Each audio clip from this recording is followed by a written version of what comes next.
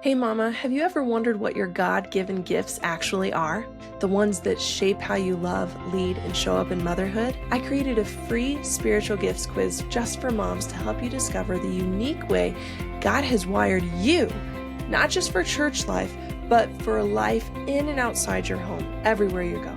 In Ephesians 4, we're reminded that Christ gave us the gifts of apostle, prophet, evangelist, shepherd, and teacher to equip his people to bring glory to him and to do good works. Why don't you take a few minutes to find out how you were made to build God's kingdom right where you are? Head on over to onlylovetoday.com on the resources page to find your free spiritual gifts quiz. I hope to see you there. Hey, Only Love Today fans. We are going to talk to Cara Nitz about marriage today. She and her husband have been married for almost 2 decades. They have 5 children and homestead in Missouri. You've probably seen her on Instagram as she talks about healing your marriage and having strong biblical femininity. They've walked through some pretty low lows in their marriage and also some pretty high highs. They've spent much money on their marriage through countless hours of counseling, getting coaches, learning from mentors, reading and digging in for deep healing and intimacy. And they believe the work that they've done has even more purpose than to just draw them close in marriage. They want to vulnerably share their journey with you and what they offer. So today, Cara and I are going to talk about marriage coaching, God-given femininity, and just healing marriages. I'm excited for you to meet Cara today. Let's get started. Father God, thank you so much for bringing Cara to us today to talk about just the work that you've done in her testimony, in her life and marriage. And I just pray that it would, every time she shares it, that it would continue to bring healing in her marriage, but also hope for others as they hear it. And just, we're so thankful for your word, even though there's so much hate for God-given femininity, what you have designed us with, and even just marriage, the holiness of marriage today. Our world is just so twisted and hurting, and there's so many kids that are now adults and moms that never saw a healthy, God-fearing marriage, God. But I know that you can break those curses from different generations. You can break addiction, you can bring healing and restoration. And so I pray just a blessing over Cara's family and her ministry and business, but also just over the listeners tuning in today, that they would be encouraged. And just one day, one moment at a time, just help us to pursue you fully and to offer unconditional love and mercy in all the relationships in our life, God, but specifically our marriage. In Jesus' name we pray. Amen. Amen. Well, thank you, Cara, for joining us today. I've been watching you on Instagram and love all the hard, awesome, tender things you have to share. Thank you. I appreciate that. Yeah. It looks like fun too, though, kind of making videos with your husband, trying to encourage people in their marriage. We do try to have fun with it because it is a heavy topic. What we're specifically talking about, it is a heavy thing, right? We work with couples that are really hurting. And so it is. We try to have a little fun with it as much as we can. Yeah. Yeah, that's good. And I also see like your heart online and some of the resources you share, just the vulnerability it takes to walk through restoration and really hardship in your marriage, but then also be vulnerable enough to share and offer coaching and guidance about that. And you've been basically a marriage coach for over a decade now. Can you share, well, first tell us a little bit about you, your husband, your family, and then share maybe how God brought you to where you are today. So I'm married to my husband Adam for 19 years now, and we have 5 kids. My oldest is 17, which is wild. I can't, believe that we're at that phase. And then my youngest is 5, and I homeschool them, and then we live on a homestead. So a couple of years ago, we moved away from family and friends to Okay. the Ozarks in Missouri. We didn't know anybody, and we bought 33 acres of land and built a house and a homestead. And so it Like you was, built your own house? we no, we did not build it ourselves. We did build some of Okay. our chicken coop and our donkey shelter and stuff like that, but we did not build our own house, but we had it built for us, which was a very like that was a humongous challenge in and of itself. But anyways, he's been just so close to us through it all. We've been learning a lot the last couple of years, specifically so much healing. And in that, God just spoke so clearly to us. We've been struggling with our marriage since day one. Even our honeymoon was extremely painful. And I knew that, all the work that we were putting into our own marriage, um, the healing and the all the things we were learning, I knew someday it was going to be for more than just us, but I didn't know how. Mm, I didn't know what God was going to do with it. And sometimes I was tempted to kind of push it myself, like, well, maybe I'll just start this, or but I was like, oh, no, I felt that nudge to like wait on God. And one day he did. He made it so clear to my husband and I that he wanted us to create a marriage course. Healing Your Marriage course is what it's called. And okay. work with coaching hurting couples. And so we were, we were ready. We were in it. We thought we were ready. Yeah. It's been a really neat process, but God has been growing us even in that. So we've just been so grateful. He's clearly been on it, right? There's been times when we were struggling, and we felt like our own marriage was really under attack since we've started this. And we know that there's so much purpose Sure. in it, but I remember saying to God, like, if this is not from you, just take it away, because this is not feeling good right now. And he would Yeah. just tell me again and again, yes, this is what I want you to do. Here's another couple to work with, or here's another opportunity that I have for you to do. And Wow. so yeah, we've stayed the course, and we know that God is in it, and we know he's working, and we're really grateful for that. That's so cool. I mean, I'm so glad you brought up the spiritual warfare thing because even today, like no matter who I'm going to interview for a podcast, I'm going to face a trial of some kind where it's Mhm. like, I'm probably going to have a little tiff with my husband because I'm going to talk about marriage today, or, like whatever it is that you're wanting to learn or work on. We do have to be aware of the enemy that is coming to destroy all the Yeah. things. And especially you, because you're wanting to not only help, your marriage, but also thousands of others, that God is bringing to your doorstep. So, Yeah. what a humble and awesome and scary opportunity to step into while homeschooling and having a homestead. Yeah. you know, just you might be a little busy during some seasons, but Right. I'd love for you to share a little bit about it's kind of a dirty word in our culture, almost femininity, right? Mhm. Feminine, like that's a bad thing. God-given femininity you talk about is part of healing in marriages and why that is important. And I've seen you post different things on Instagram about it that have been challenging and encouraging. Could you talk a little bit about what that is? Mhm. Because I think that when we hear feminism, we think of like there's feminism, there's toxic feminism, and then there's God-given femininity, and there's all these like terms that people are using. What do you mean by that? And why is it important, God-given femininity? Yeah. So maybe I'll tell a little story here because this just came to me and I haven't shared it before publicly. Obviously, it's part of my story, but I remember when I was in college, even, I was kind of a self-proclaimed feminist where I was really Mm, very against actually what I teach now. And I'll tell you why I was. I was that way. I was actually at a Christian college.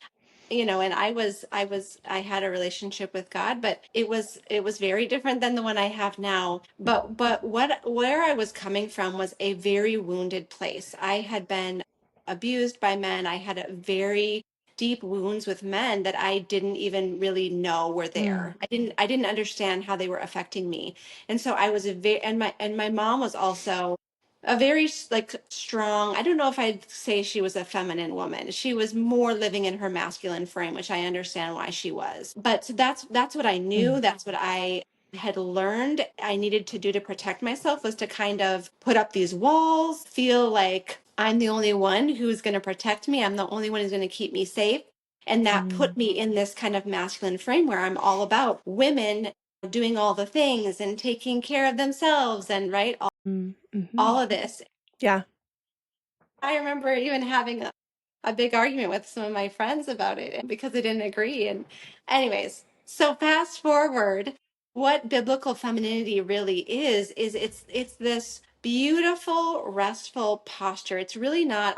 I think sometimes women think that it is like this checklist, like, okay, I'm wearing dresses, I have, right? Like I'm at Mhm, home.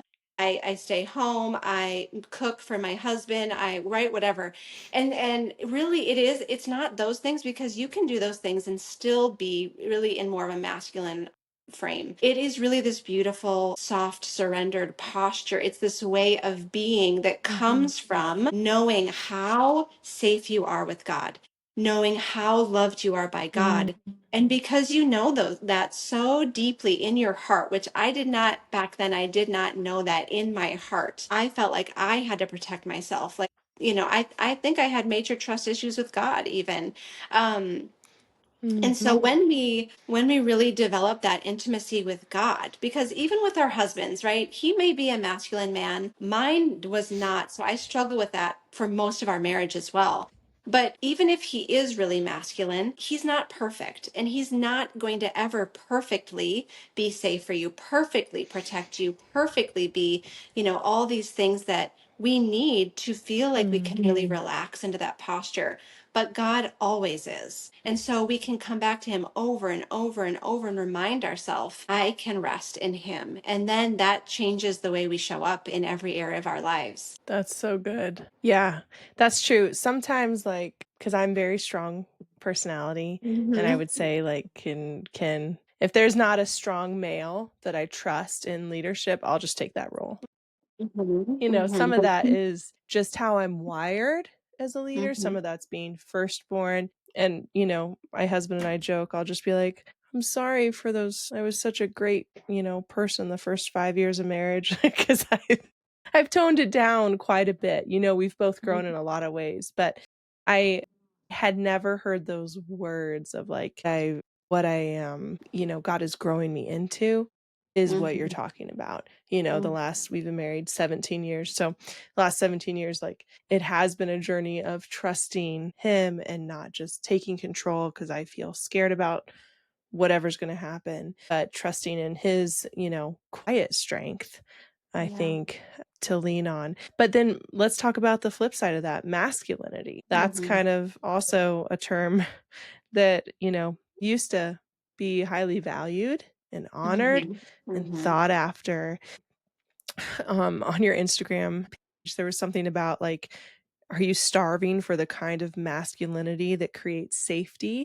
Can you Mm-hmm. talk a little bit about what does that look like in a Yeah. healthy marriage? Yeah, so I'll give you another example. So I kind of mentioned before how in our marriage, my husband he wasn't stepping into that masculinity. And I think it's yeah, like you kind of mentioned, maybe it was kind of viewed as toxic for a while or something. And so a lot of men actually were not raised with a masculine father or with masculine role models. And so a lot of men have actually lost their masculinity. They don't understand it. Maybe they were raised by just a mom, right? Their father was absent or whatever the situation may be. Maybe their dad was just really passive. Mm, A lot of men, including my husband, didn't understand masculinity. Nobody was taught that, especially in the church. It's a lot of times these topics are not talked about.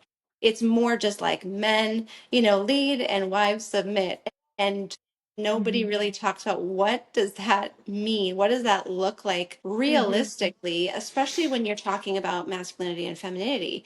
And so my husband, he was more of a passive, nice guy. He was trying to people please, but what that ended up looking like in our marriage was him telling me that he was going to do things and not ever doing them, repeated over and over, so that I already walked in with these wounds from men, and now I thought I was safe with this nice guy, right? mm, But really, he wasn't stepping into that strong masculinity where he is reliable. He is strong in who he is and has a vision and wants to lead his Mm. family and he knows the path going forward. He was more wanting me to do that because he didn't want to rock the boat. He just wanted to stay the nice guy that Mm. everybody liked. And so he was more than happy to let me lead our family and more than happy to let me make all the decisions. But that was a heavy burden that I wasn't meant to Yeah. carry as a woman. Yeah. I can do that, right? You can do that. We can, and we do a great job of it. But it is a heavy burden, and it causes a lot of stress. And it gets these roles very mixed up. It causes confusion in the relationship, and it really causes a massive lack of attraction as well. And Mhm. because when when you get this masculine feminine dynamic right, it is like so it's you're just drawn to each other. But when you get that unbalanced, Mhm. him as a man, he's not attracted to a woman who's critical and leading everything and right and I'm Yeah. not attracted to a man who's not stepping into any leading and he's not making any decisions and he doesn't do what he says he's going to do. That feels Yeah. very unsafe and it feels very stressful for me having to step into a role I wasn't designed for. I don't know, does that answer your question? I think I kind of went off on Yeah. a tangent there. No, you're good. I would say, yeah, the submit to, that's been a word that is, this beautiful get under and lift up, support, helper, all these things, but it's been viewed as kind of wrong and Mhm. toxic. And we would maybe joke about, like, I don't know if you've ever had a friends with where, like, we would say she wears the pants in that relationship. Mhm. That would be like colloquial language, I think, for that's the person guiding and, driving the relationship Mhm. versus like this beautiful team, right, that God's given, and then like a strong male leader that is honorable and wise, that you can just go, I Yes. can trust in him, right? Instead of striving. Right. That's so hard to do. And for me and my marriage, I just had extremely high expectations. And I would talk about that. Because I was raised by sinful human parents, but they were awesome and loving and strong. I would be like comparing my 23-year-old husband to some 50-year-old with 30 years of marriage. My Mhm. dad would be like, Megan, he's just 23. But I would just be like, but we need to be here, setting the bar so high that both of us were kind of failing. And like you mentioned, critical, definitely have had to grow in that over the years Mhm. as well. And I heard something once about like a wife's tongue should be like just kind of shredded from all the like critical words that she holds back Mhm. in her mouth instead of speaking. Obviously, I'm a talker, I do podcasting, and I'm a verbal processor. So I'm like Mhm. speaking as I'm thinking and going, whoops, Mhm. shouldn't have let that out. But I think that we can be how God's created us to be. And it sounds like it takes a lot of work and time too. Especially just if you were not raised seeing any healthy example. So could you talk us through, how do you coach somebody that has not had a healthy male role model in their Mhm. life, or a healthy marriage to look at, where either everybody they know is divorced or cheating or caught up in addiction fully? What does it look like to walk people through that? Yeah. Well, my husband works specifically with husbands now. He has Okay. refined a community for men where because men often they learn better. They can call each other up with other Mm. men, right? That's why Yes. it doesn't go well when a wife tries to tell her husband how to do everything and teach him and right. And I did Mm-hmm. try that for many years. I tried, hey, you're not leading. Can you just do this? Can you right? Do this, do it this way. But what that just caused was more shame for him and this feeling of I'm not ever going to be good enough, right? I'm not a good enough Yes. husband. And so but when men do that to each other, right? That's like a brotherhood. That is this I think this is a really powerful way that God created, men to call each other up to a higher place, right? And challenge each other and be that safe place for each other. So anyway, he's working with that, but what, we Mm. work with couples together too. And whether it's the husband or the wife that didn't grow up in a healthy, dynamic in their household, or they come with wounds, from their childhood or from their marriage. The place I always like to start is just letting them learn and really soak in their identity with God, right? Who does God say they are? And the first thing is like loved, right? Chosen, Mm, a daughter or a son, right? These are beautiful words that you can now use to describe yourself, and you get to start to see who God created you to be. And yeah. obviously different if you're the husband or the wife, and we kind of work with them individually that way. When you are loved, when you are perfectly loved by God, that really changes everything. Yeah. That's really the first place we start, is because when your cup is overflowing because you know how loved you are, Mhm. that outpours onto all of your relationships, including your marriage.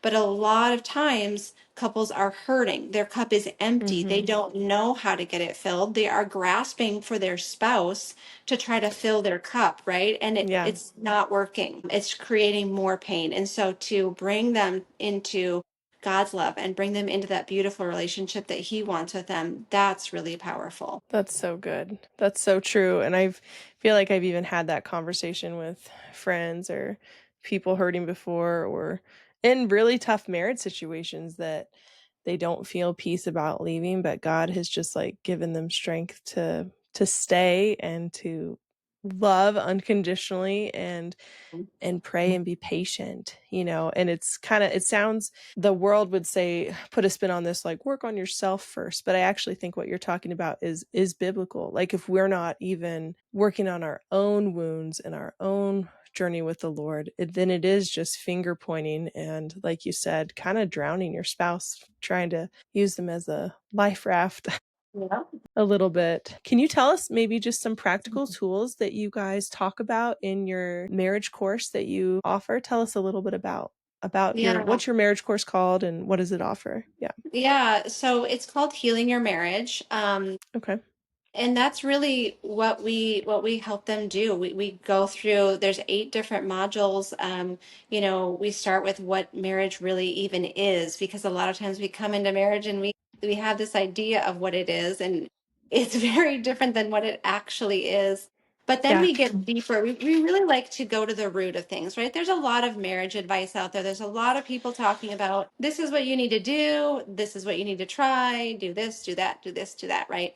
But that doesn't actually help. When there is pain there, when there are wounds, that doesn't help. That is like a band-aid that doesn't Mhm. actually heal.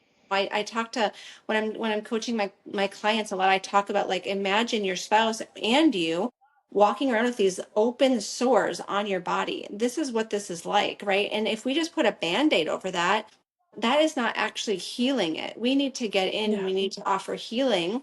And so we really like to get to the root of things. So we have a module on inner healing and how to walk through healing some of these wounds that may have happened, long, long ago, or may have happened in the Yeah. marriage. And we walk them through how to get their needs met, so that, when their spouse isn't meeting their needs, they can still get their needs met with God. We walk them through forgiveness, and we have like I like to break it down into steps. And so we have 7 steps to forgiveness, because I believe that forgiveness is not just a choice, it's really a process.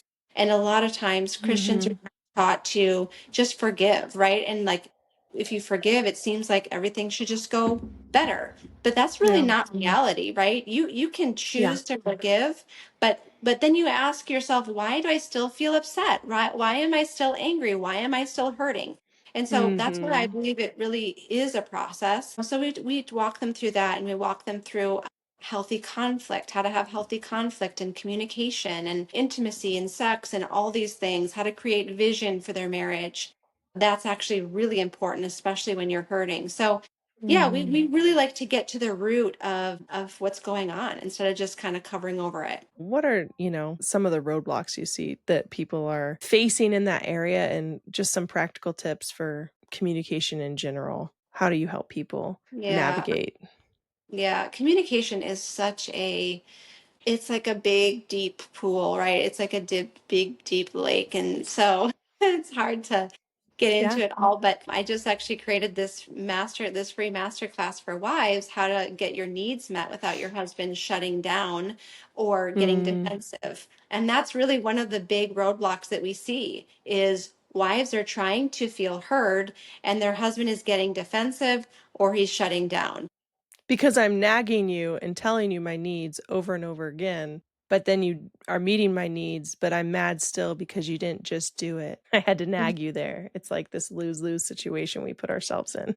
Yeah, definitely. Yeah, it can be. It can be this kind of crazy making cycle where you are just Mhm. like, I've tried. I keep telling you what I'm, and it's just not coming across. And one of the Yeah. things that I like to really explain to couples is that the difference between a feeling and a thought, because a lot of times this gets very muddied and people they express everything Okay. through a feeling, right? So they say, I feel like you're never home on time. You always prioritize work, right? And when I say that to my husband, he immediately gets defensive because I didn't actually share a feeling. If I shared an actual emotion, that actually draws a man into his masculinity where he wants to protect you. He wants to love you, right? Because he's like, oh, she's feeling lonely or she's feeling sad. Okay, but I didn't share a feeling. I said I feel like you're never home on time. And so that is actually an accusation.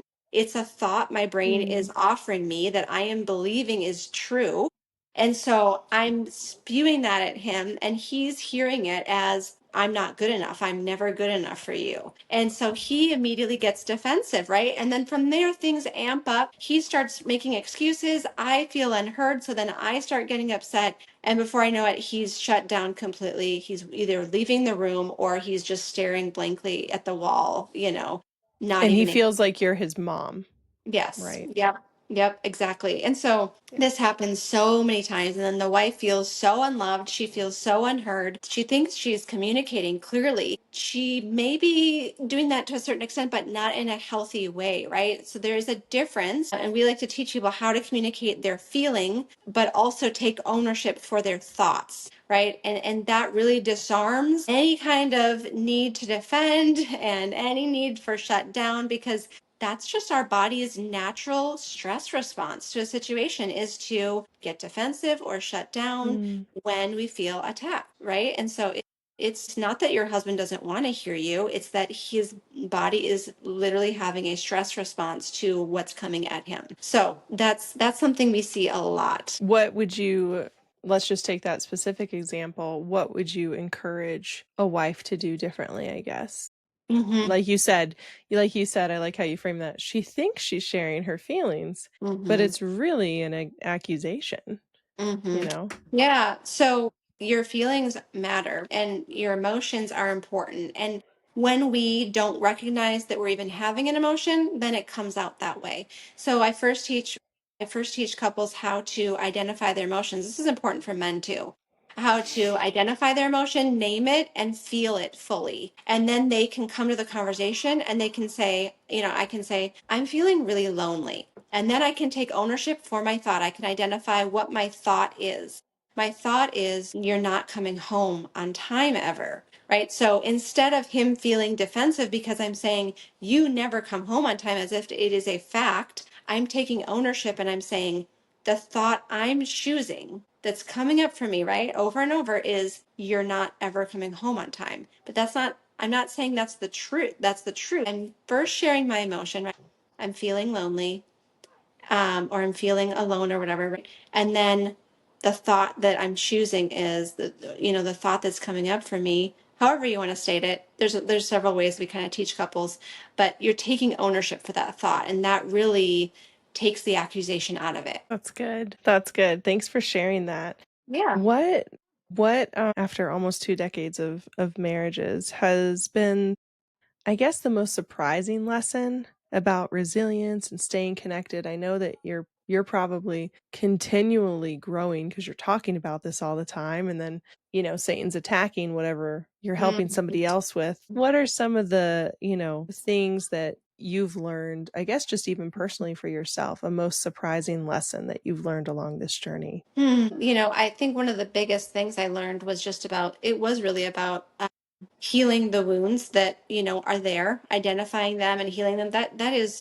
I cannot, overstate how important that is, because they are affecting how you show up in not just in your marriage, but in overall. But one of the most beautiful things I've gotten is just this depth and this intimacy with God, because he has showed me over and over when I felt like my marriage was over, when I was at the Mm, end of my rope for the 20th time, and I'm asking God, why am I in this marriage still? Why are we together, right? But I am committed, right? I know that mm, I made this promise to God and to my husband, and so I'm committed, but I'm wanting out, really. It's so painful, right? It's so exhausting that I want yeah. out.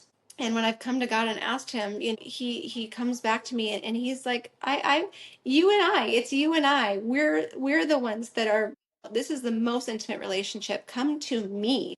You don't need to have everything worked out with him. You need to come to me. I'm going to love you. I'm going to take care of you.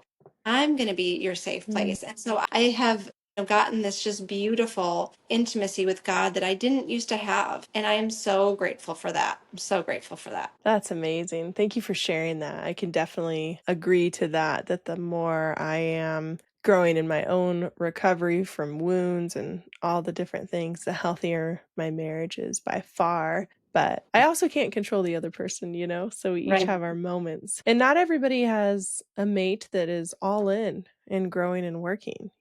That is, I feel like, such a blessing to just have somebody that is all in for every side of you. Can we talk a little bit about, I don't even think I sent this question over to you, but just something that came on my heart right now is the kids. How are we navigating a really hurt relationship or just basic conflict Hmm. and show our kids that we're not perfect and we have to work on things, but also protect them? What are some of the things that you have learned to do in your marriage as far as like all of this is happening and yet there's a 2-year-old that still needs nursed or breakfast or there's still dinner to be made? Could you share some tips on that just for our listeners to hear? Yeah, it's not easy, right? None of it is easy. It's all very challenging, and you will make mistakes, and that is okay, right? You are a human being, and it is okay.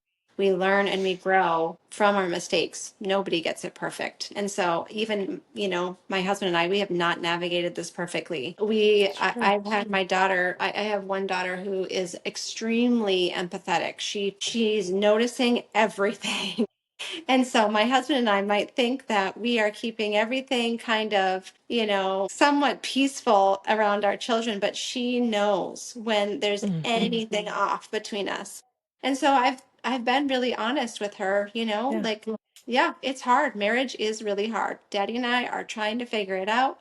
We're working through things, but we love each other, and we are growing, and so we just get really honest with our kids, yeah, and yeah, you don't want to, it's not, that's not, you don't want to be honest and then lay it all out for your kids to see either. I don't necessarily think that's wise.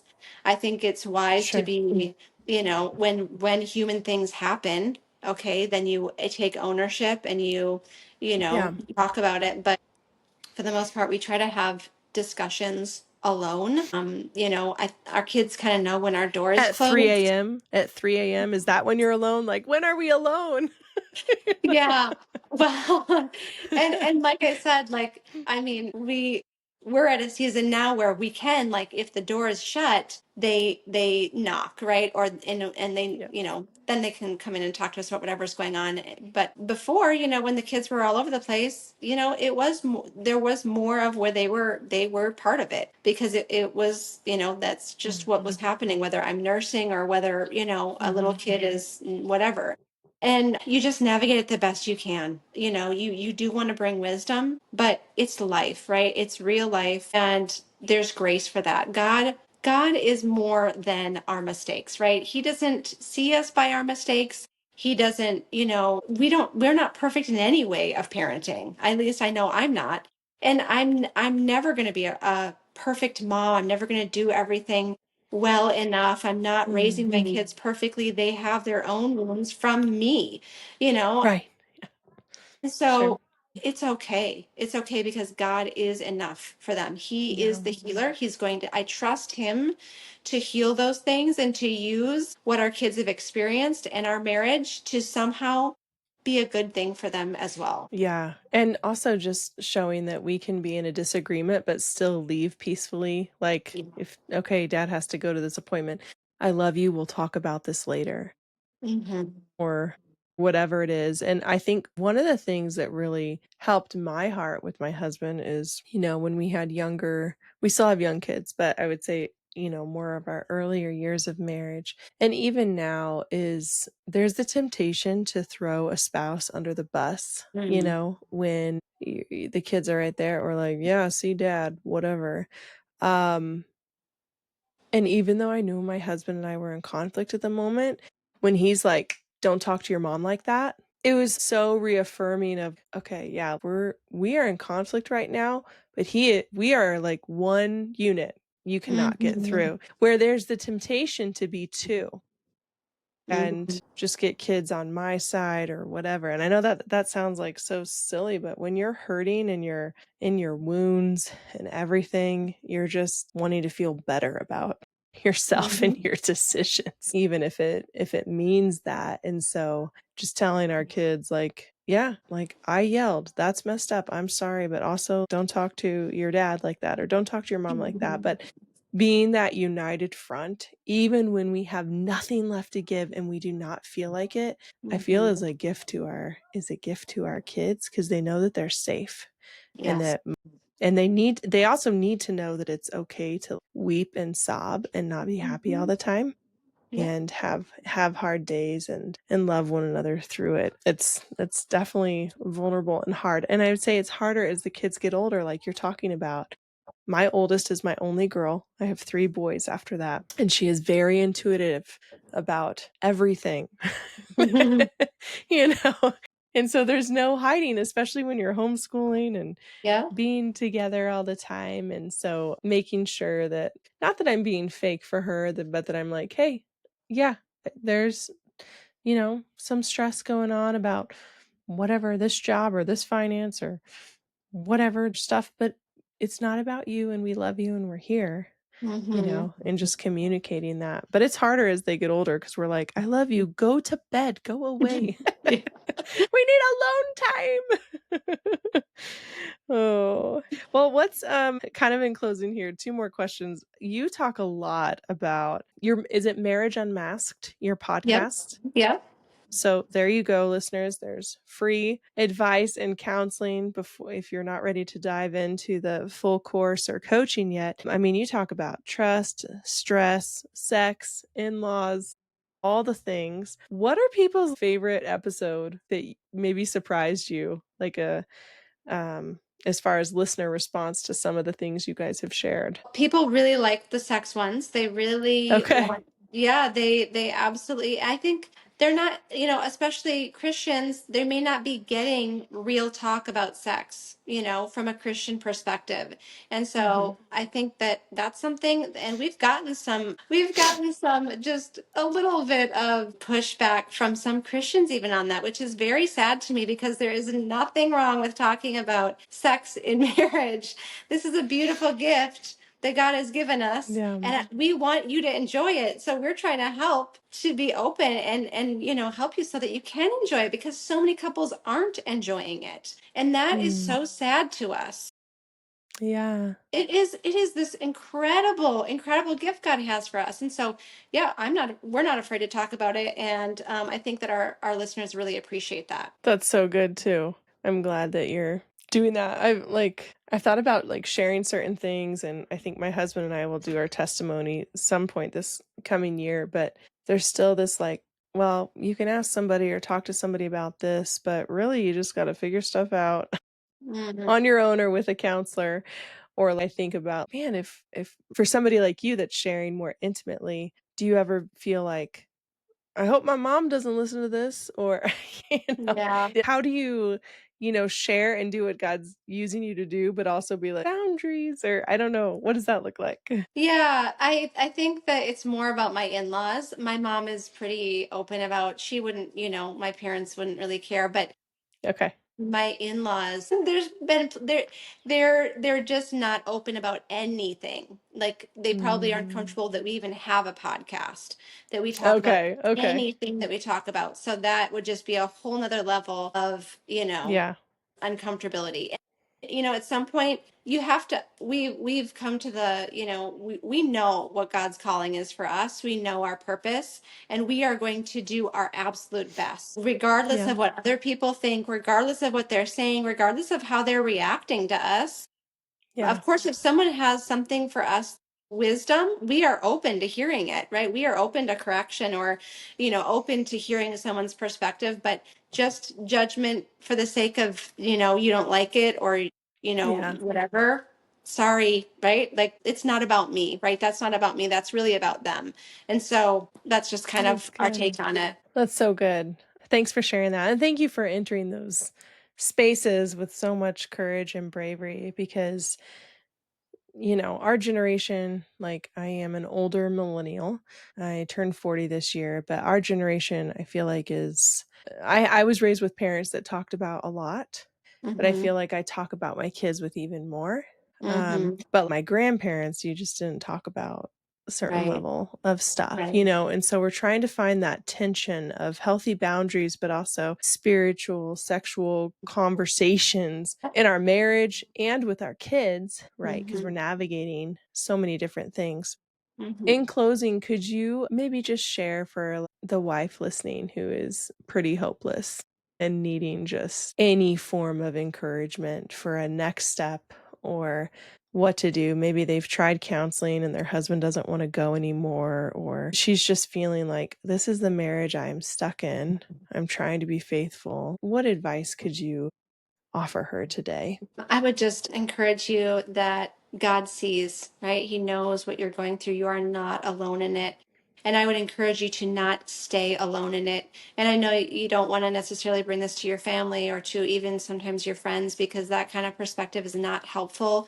It can actually be very hurtful for the marriage and for those relationships. That's actually Yeah. why I have a community for wives who are hurting in marriage. And it is this beautiful space where you're in this group with other women who get it, right? And it's Mm, safe. It is a safe space for you to get coaching. I actually have a coaching call with them tonight. Every week we do coaching on their specific situation, because every marriage is different. And so even through like our podcast or our Healing Your Marriage course, your situation is specific, so it can be very helpful to get coaching on what you're exactly going through. And then it is just daily encouragement in my restored community, monthly challenges I give them, and just constant encouragement. So it is a really beautiful healing space. There are wives in there who have been separated from their husbands, but they're still fighting for their marriage.